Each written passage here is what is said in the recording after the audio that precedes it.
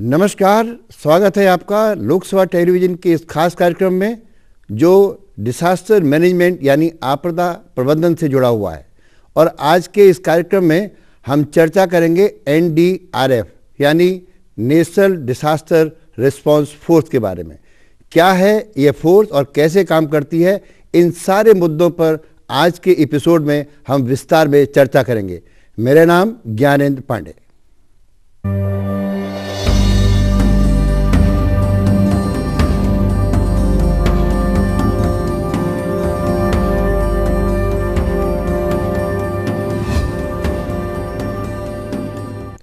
और इस कार्यक्रम में भाग लेने के लिए आज हमारे पास ये स्टूडियो में मौजूद हैं NDMA के 3 वरिष्ठ अधिकारी। सबसे पहले हमारे पास हैं डॉक्टर PM नायर जो IPS है और इसके NDMA के से जुड़े हुए हैं और इसके महानिदेशक भी हैं। इसके साथ ही हमारे साथ हैं श्री आलोक अवस्थी जी। आप एक इसकी 5वीं बटालियन जो पुणे में है उससे जुड़े हुए हैं, उसके कमांडेंट हैं। और उसके साथ ही हमारे साथ श्री जसपाल सिंह जी नोटे और आप सलाहकार हैं NACWC के। आप सबका इस कार्यक्रम में बहुत बहुत स्वागत है। सबसे पहले मैं बातचीत शुरू करूंगा मिस्टर नायर आपके साथ, क्योंकि आप महानिदेशक हैं और पुलिस से और आप इस फोर्स तक पहुंचे हैं। कई तरह के अनुभव आपके पास हैं। एक तरफ जो पुलिस उसको कई तरह के शस्त्रों के साथ काम करना पड़ता है और ये ऐसी फोर्स है जहां बगैर हथियारों के केवल उपकरणों से आप काम करते हैं। किस किस्म का फ़र्क है दुनिया की जो दूसरी फोर्सेज हैं और इस फोर्स में? नमस्कार।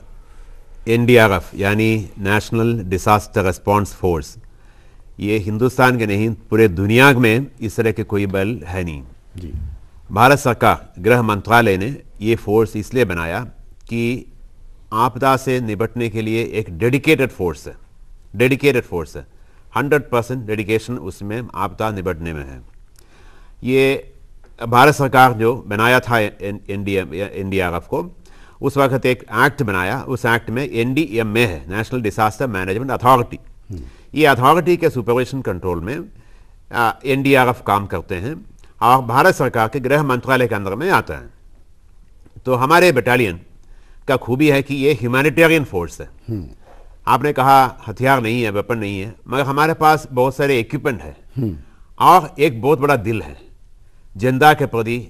आपदा निपटने के लिए, आपदा रोकने के लिए, आपदा होने पर उनको जो कष्ट होता है उसको मिटिगेट करने के लिए, उसको रिड्यूस करने के लिए हम कार्यरत हैं।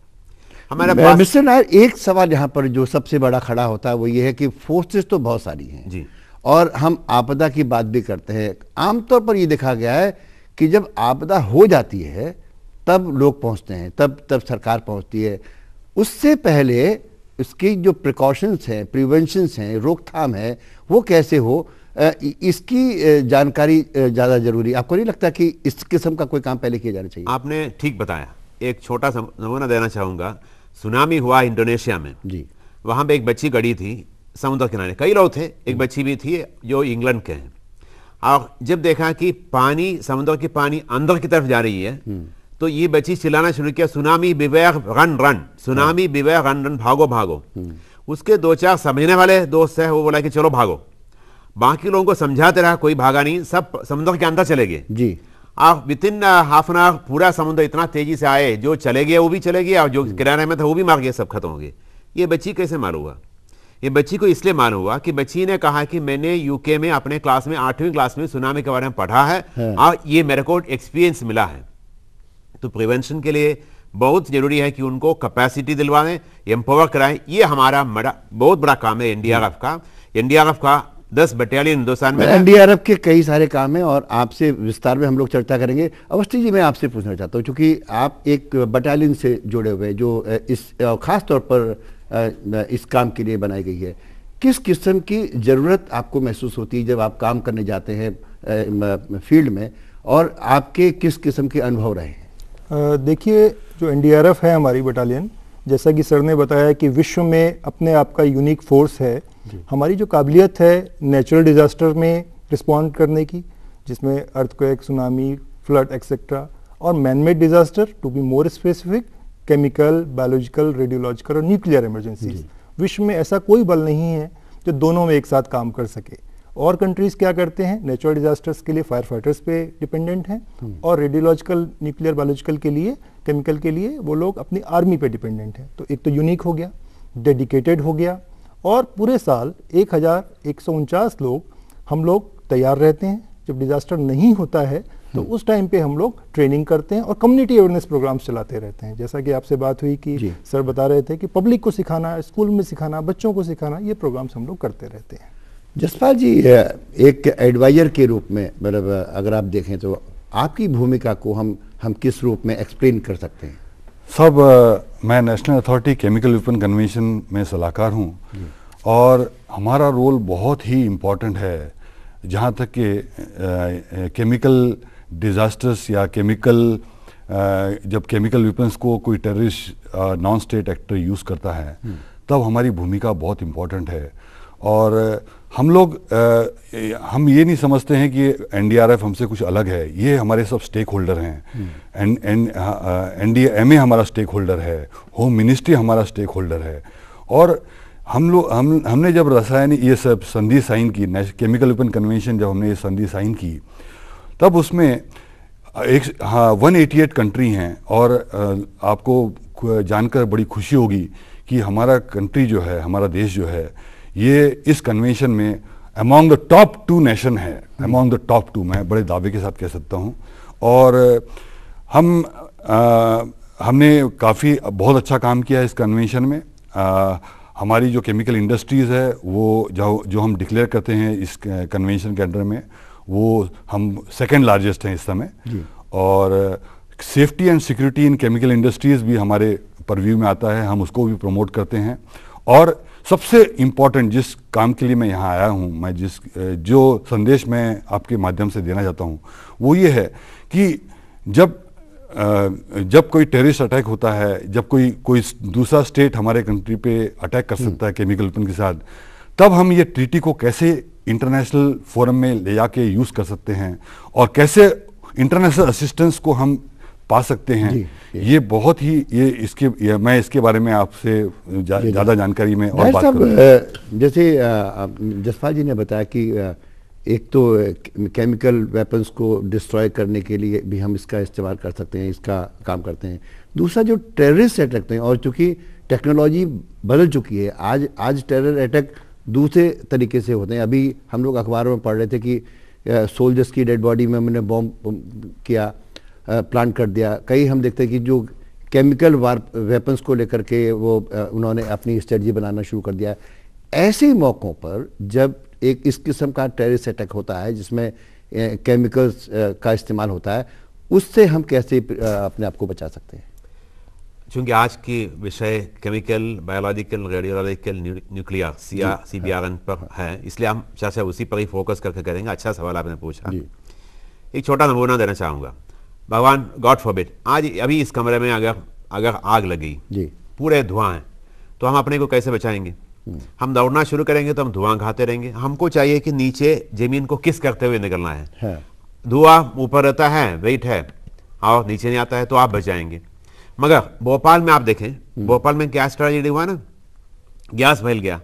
वहां पर गैस मिथाइल आइसोसाइनेट था, वो हेवी है, वो गैस नीचे की तरफ आता है। उस वक्त जो भाग रहा था ज्यादा मर गए। अब मरने वाले में चूंकि यंग है, बच्चे हैं, ज्यादा मर गए, इसलिए कि ज्यादा गैस इनहेल कर दिया। अब वहां के गैस का खूबी यही था कि वो गैस में अगर गीली कपड़ा रखेंगे तो वो एसिड बन जाकर अंदर चला जाती है, तो वहां गीली कपड़ा नहीं होना चाहिए, जबकि धुआं में गीली कपड़ा होना चाहिए। माने इस तरह के केमिकल को डिपेंड करते हुए हम लोगों को यूज करना चाहिए। उसको हम लोग सिखाते हैं अपने ट्रेनिंग में लोगों को, पब्लिक कैपेसिटी में। 2 बातें कहना चाहूंगे इसमें। नंबर 1, ये केमिकल, बायोलॉजिकल, न्यूक्लियर डिजास्टर करने वाले कौन है? नंबर 1 टेररिस्ट हो सकता है। नंबर 2 इंसिडेंटल हो सकता है, कोई बदमाश यहाँ कर सकता है, non state actors. Number 3 accidental हो सकता है। हम ये तीनों विषय पर बात करेंगे। मेरा साथी आलोक अवस्थी इस टेररिस्ट के बारे में क्या कैपेसिटी और कैसे यूज करते हैं, क्यों यूज करते हैं, उस बात में अवस्थी साहब बताएंगे। जैसे सर ने बताया, उसमें मैं थोड़ा सा और ऐड करना चाहूंगा। आप लोगों ने प्राचीन काल में सुना होगा विष कन्याएं होती थी, जो भी केमिकल वॉरफेयर होता था। आपने रामायण में सुना होता था तीर छोड़ते थे, लोग निद्रा में आ जाते थे, सो जाते थे, वो भी केमिकल का ही असर था। फर्स्ट वर्ल्ड वार और सेकेंड वर्ल्ड वार में केमिकल वेपन्स का यूज़ हुआ है।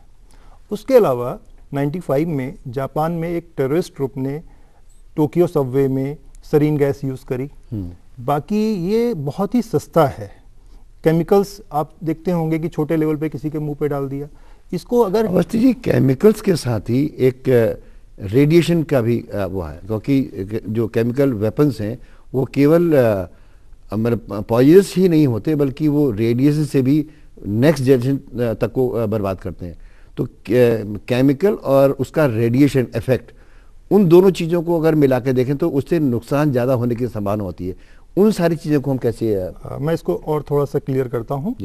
जो कि जेनेटिक असर की बात कर रहे हैं, वो केमिकल वारफेयर एजेंट में सिर्फ सल्फर मस्टर्ड होता है जिसका जेनेटिक इफेक्ट होता है। बाकी रेडियोलॉजिकल या न्यूक्लियर इमरजेंसीज में अल्फा, बीटा, गामा या एक्सरे इस टाइप के पार्टिकल्स होते हैं जो कि आयोनाइज कर देते हैं आपके सेल्स को, डीएनए को, टिश्यूज को।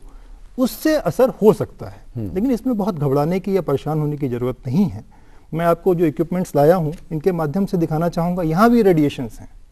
हम जिस एटमॉस्फेयर में रहते हैं, जो खाते हैं, बैठते हैं, बिल्डिंग, हर जगह रेडिएशन है। हमें इसको समझने की रेडिएशन तो जब बात करते हैं, ये जो मोबाइल फोन्स हैं, मोबाइल फोन्स के टावर्स हैं, उसमें भी रेडिएशन। सवाल इस बात का कि रेडिएशन का की डेप्थ कितनी है, कितना वो असरकारक है, कितना नुकसान दे सकता है, ये सारी चीज़ें भी, ये सारी जानकारी भी मुझे लगता है कि आम आदमी को हो तभी वो उससे बचाव कर सकता है। बिल्कुल सही आपने कहा। रेडिएशन बहुत हर जगह आपने भी बताया, सब लोग अधिकतर जानते हैं, लेकिन हानिकारक रेडिएशन कौन से हैं? जी, कितने रेडिएशन पे आके हमें नुकसान हो सकता है?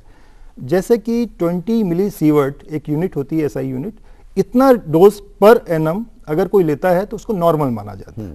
लेकिन अगर जैसे कि हम लोगों ने जापान में फुकुशिमा में काम किया तो उस टाइम पे जो रेडिएशन लेवल था, वो भी हमने जो रेडिएशन डोज एब्जॉर्व करी वो हमारी बॉडी उसको रिकवर कर लेती है। जैसा कि रेडिएशन को ना हम सूंघ सकते हैं, ना देख सकते हैं, ना महसूस कर सकते हैं, ना फील कर सकते हैं, लेकिन हमारे जो सेल्स हैं वो उसको महसूस भी कर सकते हैं और उसको रिपेयर भी कर सकते हैं। तो ये जो मिथ है कि रेडिएशन बहुत हानिकारक है, तो मैं कहना चाहूँगा हमारी बॉडी, भगवान ने इतना अच्छा मैकेनिज्म दिया है। आप कहना चाहते हैं कि जो ह्यूमन बॉडी है वो बहुत जल्दी इम्यून भी हो जाती है और उसमें रेजिस्टेंस पावर भी आता है।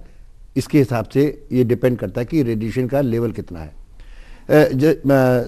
आपसे एक सवाल था वो ये कि जब हम इंटरनेशनल एस्पेक्ट में हम बात करते हैं, जैसे बहुत पहले चेरनोबिल की दुर्घटना हुई थी, फिर अभी हम देखते हैं कि कुछ साल पहले ही जापान में बहुत बड़ा, तो ये जो इंटरनेशनल एक्सपीरियंसेस हैं उनसे हम क्या सबक ले पाते हैं? हम हर एक्सीडेंट से हमें सबक मिलता है और हर एक्सीडेंट अपने आप में एक तजुर्बा होता है और उससे हम क्या लेसन्स लर्न करते हैं वो भी बहुत मायने रखते हैं। मैं आपको बताऊंगा जसपाल जी, यहाँ आपको थोड़ा सा मैं परेशान करूंगा, थोड़ा आपको रुकना पड़ेगा, यहाँ हमको लेना होगा एक छोटा सा ब्रेक।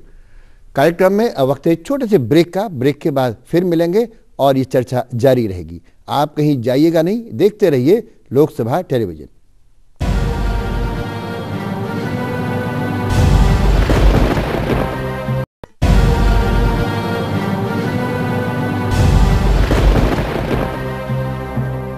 ब्रेक के बाद एक बार फिर से आपका स्वागत है और हम चर्चा कर रहे हैं नेशनल डिजास्टर रिस्पांस फोर्स के बारे में।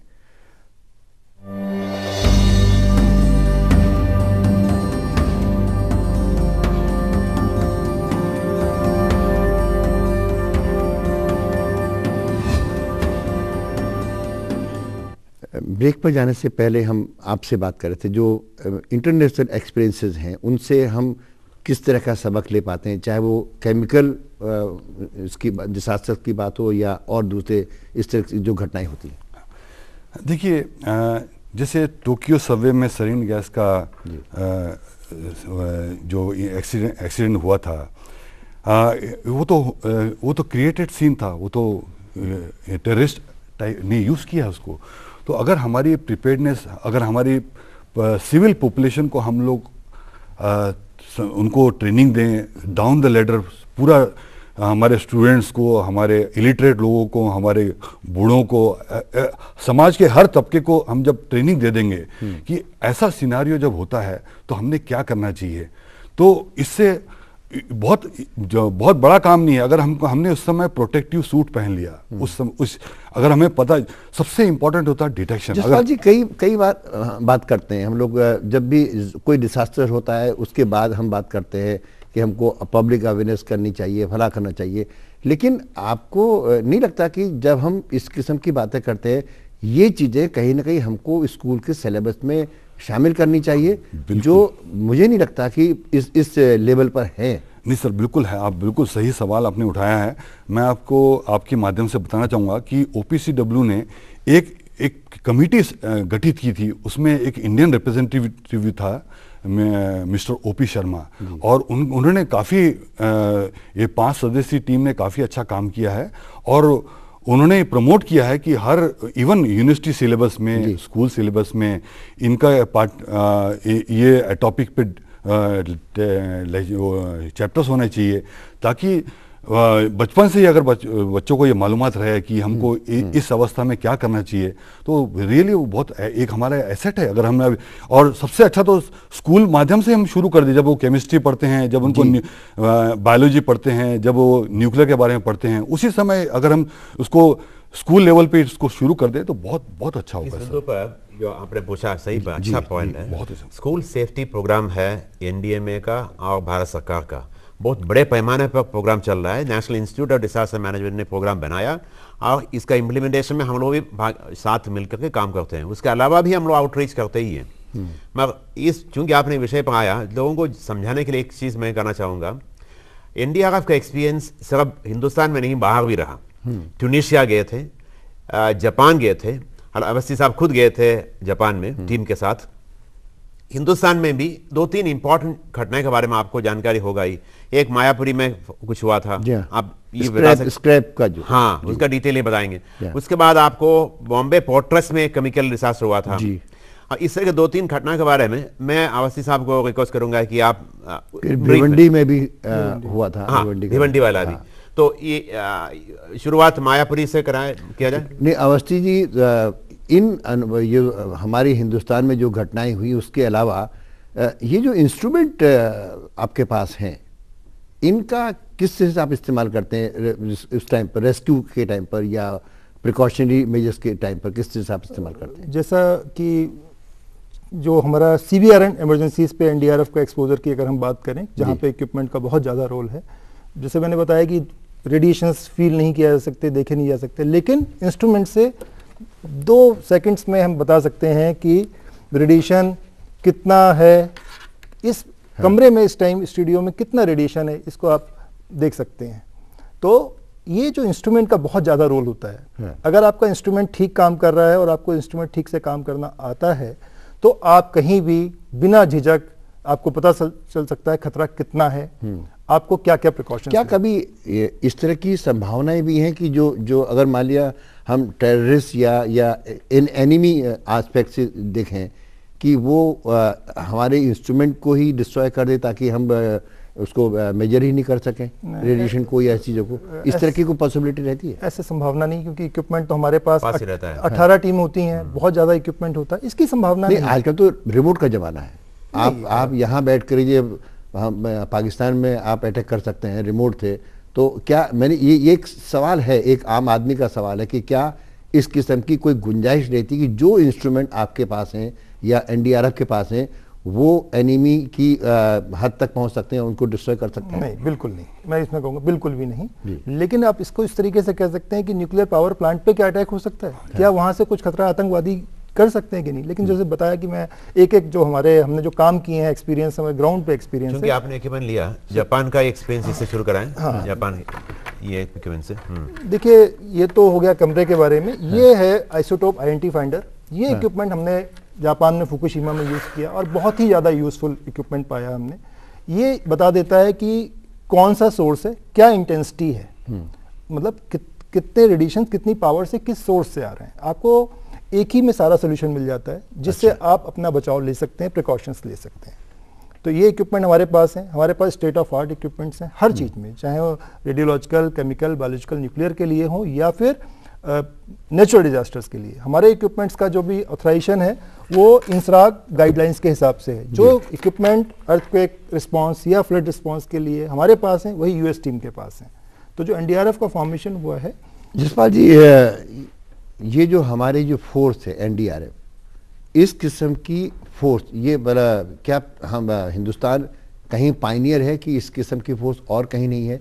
और इसके जो एक्सपेरिमेंट हैं हमने हिंदुस्तान के अलावा कहाँ किए हैं, किस रूप में किए हैं? देखिए साहब, इस बारे में तो डीजी साहब ज़्यादा लाइट दे सकते हैं। मैं ये कह सकता हूँ कि एनडीआरएफ बहुत अच्छा काम कर रहा है और हमने एनडीआरएफ और मिलिट्री इंडियन आर्मी के साथ हमने असिस्टेक्स 3 करके एक एक्सरसाइज हुआ था टूनीशिया में। उसमें हमने 46 मेंबर टीम लेके गए थे और उसमें 18 मेंबर हमारे एनडीआरएफ के थे और 22 मेंबर आर्मी के थे और 4 डीआरडीओ के थे और हम नेशनल अथॉरिटी के 2 ऑब्जर्वर थे।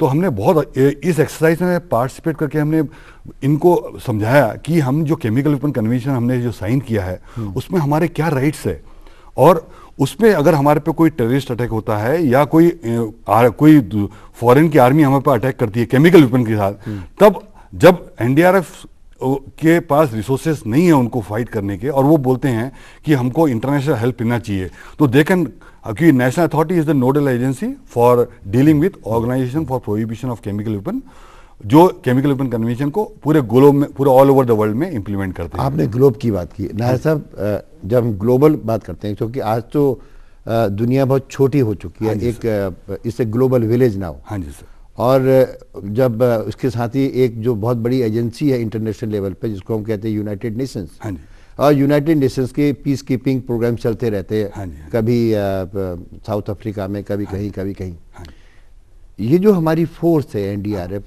क्या यूएन ऑर्गेनाइजेशंस जो हैं उनमें किसी किस्म की मदद कर पा रही है, या यूएन ने कभी इसको किसी काम के लिए इनवाइट किया है?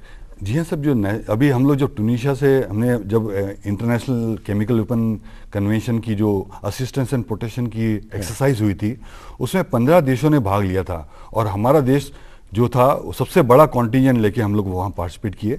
और उसमें सबसे ज़्यादा फायदा ये होता है साहब कि हम लोगों को दूसरी फौजों के साथ मिलके एक सिनारियो को कैसे कंट्रोल करना, कैसे उसको कंट्रोल में लाना, उसका एक्सपीरियंस मिलता है और उसमें हम कैसे एक दूसरे के साथ कोऑर्डिनेट कर सकते हैं, वो उसका एक्सपीरियंस मिलता है। उनके पास क्या इक्विपमेंट है, हमारे पास क्या इक्विपमेंट है, हम कहाँ, हमारे में क्या कमियां हैं, वो हम। नायर साहब, आखिरी सवाल आपसे, चूंकि आप डीजी हैं और कई तरह की जिम्मेदारियां आपकी हैं, सवाल ये है कि क्या हम अपनी फोर्सेस को इंटीग्रेट करने के लिए आपकी जो एनडीआरएफ है उसको एक कोऑर्डिनेटर के रूप में देख सकते हैं?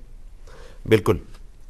नेशनल डिसास्टर रिस्पांस फोर्स का एक दायित्व है कि डिसास्टर आपदा से निपटने के लिए और आपदा को प्रिवेंशन के लिए भी हमारा काम है जी। हमने क्या किया पिछले कुछ महीनों में, भारत के जो इंटीरियर इलाके हैं, सबसे डिफ़िकल्ट चैलेंजिंग एरियाज़ जहाँ बहुत सारे आपदा पिछले कई सालों से हो चुका है, वहाँ जाके वहाँ के गाँवों को, कुछ गाँवों को हमने अडॉप्ट कर लिया।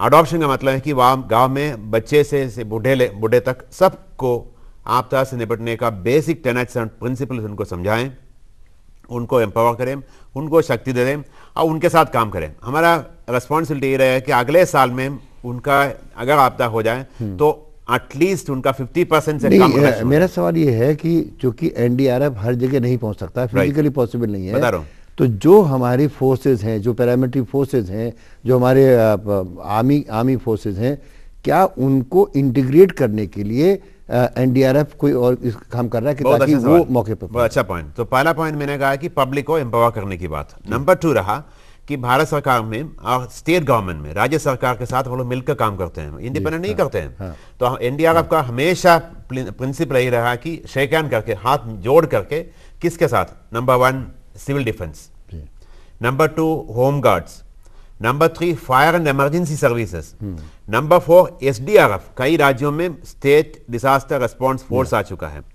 एसडीएम में तो कुल मिला के हम ये कह सकते हैं कि एसडीएम में वक्त की भी पाबंदी है और मुझे यहाँ इसको समअप करना होगा। कुल मिला के हम ये कह सकते हैं कि एनडीआरएफ एक ऐसी इमर्जिंग फोर्स है आज की तारीख में।